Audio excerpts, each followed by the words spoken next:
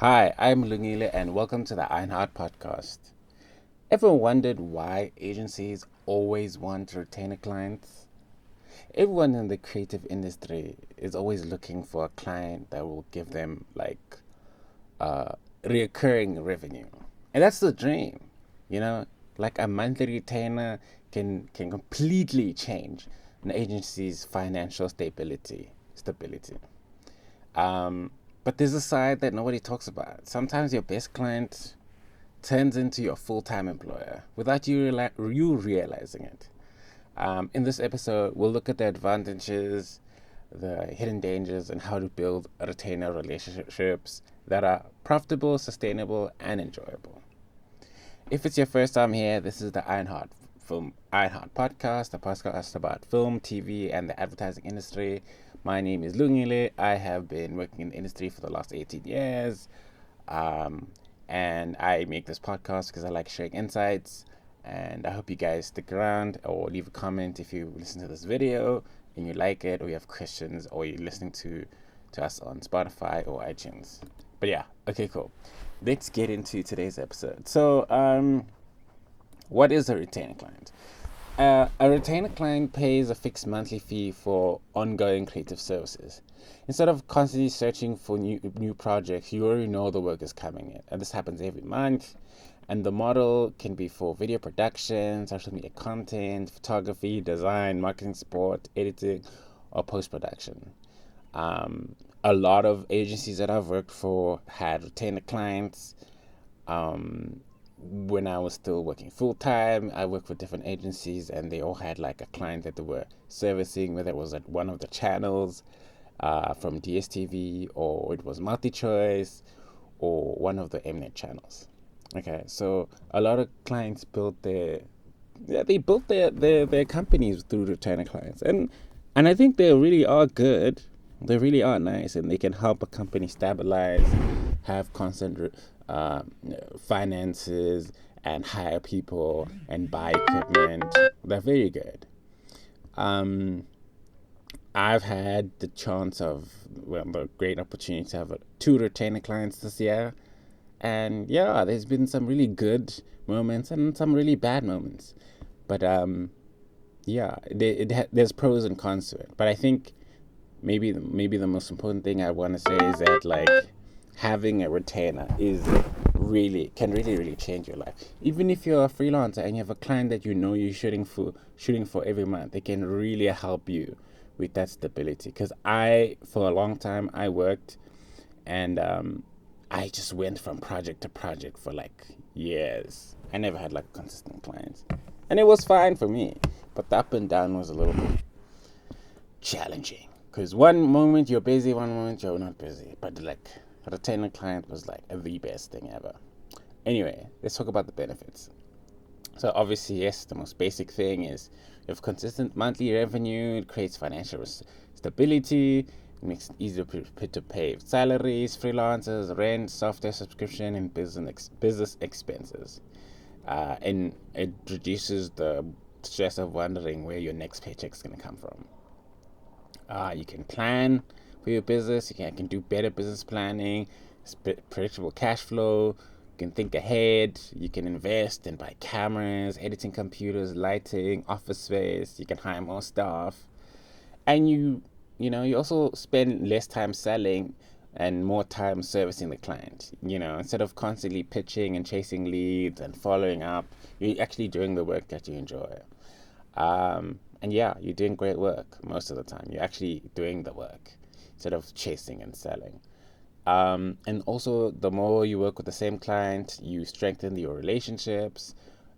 Over time, that you understand the client's brand, the audience, their style, their communication, how their feedback works. You start to understand them more. They start giving you less feedback, and projects move faster. And they also trust you.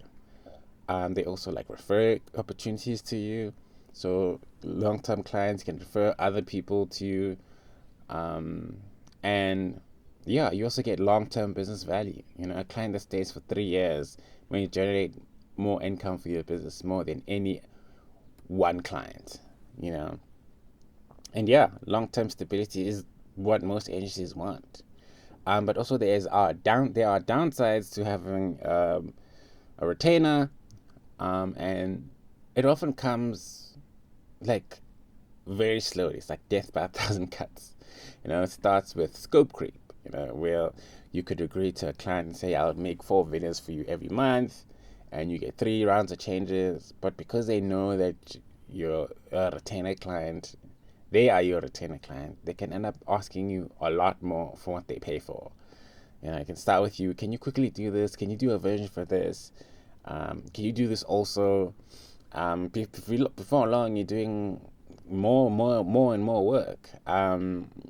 Your client also starts to control your schedule. There's constant WhatsApp messages. They call you on the weekend. There's last minute urgent requests. Your calendar starts revolving around the client. And you can also get burnt out. Working on the same brand over and over is nice. You get to know it, but you can also burn out and work can become repetitive.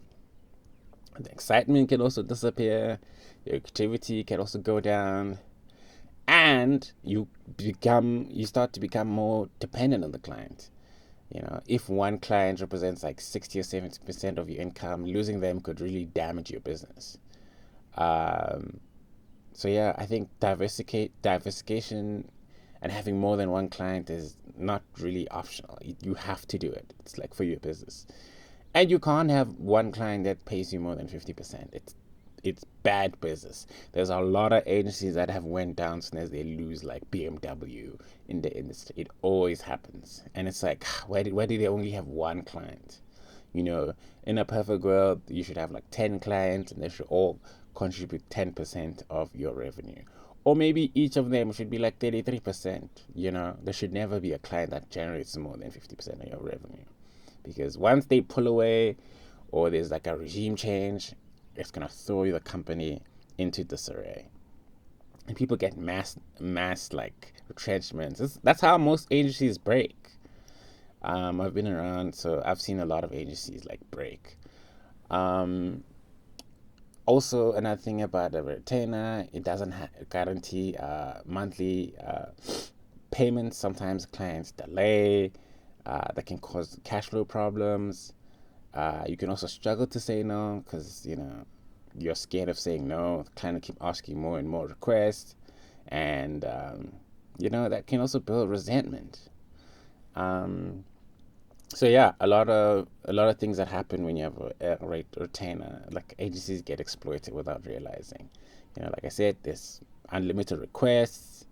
There's a lot of urgent jobs, a lot of late night messages asking you for things out of scope. And they really can really pile up. So I think from my lessons and the research I've been doing online, I think what people can do is like to protect your agency, you need to have a retainer contract, and your contract needs to be clear. You need to stipulate, I'm going to make X amount of videos each month, get X amount of revisions, and these are the turnaround times. And these are the shoot days included. These are the meeting limits, communication perspective. These are our working hours. And what's included. And importantly, you must also define in the contract what is not included so that there's no scope creep. And you must define the scope of the retainer. Like 4 videos a month, 2 rounds of revision, 1 day of filming, and 2 meetings. Anything outside the scope is charged like extra. This is something that I also have learned that I need to do for my future retainer clients. Any new clients that are on board, I need to be like very strict and very clear and get them to sign the contract. And then I have to charge them for additional work. If there's extra edits or rush projects or weekend work or extra filming, I need to charge them more. And also even just set office hours and say, hey, we only work from 9 to 6. We'll only respond like later if you call us after hours. Because I think you still have a life, I think another thing that we could do better is provide monthly reports, tell them how much content you've delivered, the performance of the content, the reach, the engagement, the business outcomes, and recommendations for next month. And another thing, I think, as like creatives or someone who works as a freelancer at an agency, it's nice when you suggest nice things for your client. It means you're thinking about them and you want them to do better. So as you work on their business more and more, it's nice to to suggest things that'll help their business make more money or get more engagement or more awareness. Because you're investing them. If it costs you nothing to give advice, then why not? Another thing, you need to communicate regularly, have weekly updates, monthly meetings, and honest conversations about challenges, and never leave clients wondering what's happening. Always keep them up to date in terms of what's happening. If there are delays, you tell them. And if there's sometimes the shit happens and you have to tell them. So I think if you've treated them really well and you've been communicating and then something bad happens, you've sort of built up those brownie points. So being clear and consistent can really help you go very, very far. But yeah, so other things to think about if you're gonna get a retainer client, I think you need to look out for red flags. So if a client wants unlimited work for a fixed fee, you must either be ready to do that, or you must just speak up before you even sign the contract with them. If someone doesn't respect your personal time, you need to speak up. If they're constantly nickel and diming you on your costs, where they pay invoices late, or they change the project briefs every few days, if they have shiny object syndrome, you will suffer, And you must watch out also if they keep saying we're like a family, this is a business. You're running a business. You didn't go to school and get all the experience just to work for free, and then green flags for great clients, I think people that pay on time, that you don't have to chase, they respect your contracts, they give constructive feedback, they trust your expertise, and you both stand side by side and solve the problems that they have. They don't treat you like you're a slave. They plan projects in advance, they respect you, and they recommend you to other agencies. And they view your relationship with them as a partnership. So my final thoughts, I think, retained clients are really great. They can be really fun. And like I said, they can give you freedom, but also they can turn into a full-time job. So it's really good and important to set expectations, have a contract, protect yourself, protect your time, have systems, and deliver consistently and communicate all the time. And also, mostly never stop marketing your agency, even when your calendar is full. I think the strongest creative businesses aren't built on one great client. They're built on multiple healthy client relationships. So also don't make sure that your client is not the only one. They don't give you guys 55% of your revenue. Have multiple clients. And always be looking for clients. And also another thing I've learned through these years, client relationships end. Sometimes they end every 18 months. So you must always looking for new clients so that your business can thrive and be sustainable and you can consistently grow.